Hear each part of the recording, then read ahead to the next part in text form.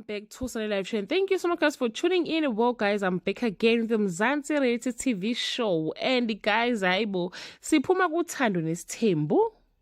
Manje singena kwizingane zesithembu ngomhla ka 25 kuyona ke lenyanga kuzoqala ke izingane zesithembu, and niyazi guys ukuthi uvuyokazi akasekho laphana kuleya show ngoba waphuma kwaMseleku. Sekusele ke guys, manje ke kusele ke uTirelo, and uTirelo baqale bamdrag abantu ukuthi uhlayela ifame laphana no lokhunjana no abanye babiza ngosithuphethu bathi uhlayela ifame laphana kumpumelelo, uyabona nje la relationship yabo blah blah blah blah blah. Guys, iphumile ke trailer eshow ukuthi ke what we can expect ezeke ababukeli ukuthi ke usine usawulo sinelo hleze ebleba wonke umuntu ngempilo yakhe, hleze nje ekhala, yabona nje hleze ufuna ukudatshukelwa umpumelelo, ongazi ukuthi unentombi afuna ukuyilobola, and leyo nto kayihlali kamnandi laphana ke kuTirelo.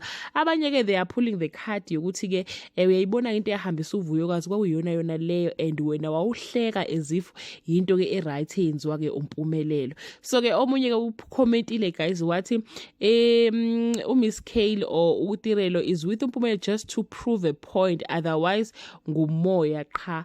Wase yamphendula guys, uyaphendula naye impela wathi prove a point to who does what for me mama, ayikahleni ngigowile futhi ngisagowa as long as inhliziyo ingakadeli. Hayi peace, wathi ngicela nje abantu bamiyeke kuze kudela inhliziyo. Kwamanje nje Nkosi yami usadelisa inhliziyo uTirelo, but nje yena kahle kahle uyagowa. Nkosi yami angazi ukuthi ubani ke oyokwazi ukuthi angene kahle enhlizweni kaMpumelelo.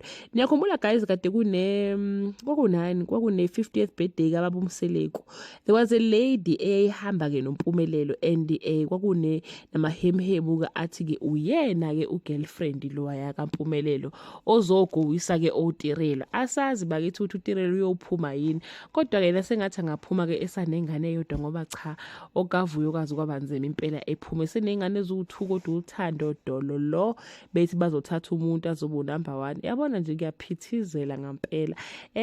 So yeah guys, but I feel like la kusawuthando nesithembu ngoba we see obaba uMseleku, we see oMakhumalo, oMacele, yabo bayavela nje, bayavela ngempela nabo kakhulu. So I feel like uthando nesithembu part 2 in a way, because kusaqhubeka some of the things ekade zenzeka kuthando nesithembu, njengakho nje ukuthi uSneba mthethisa blah blah blah, yabo.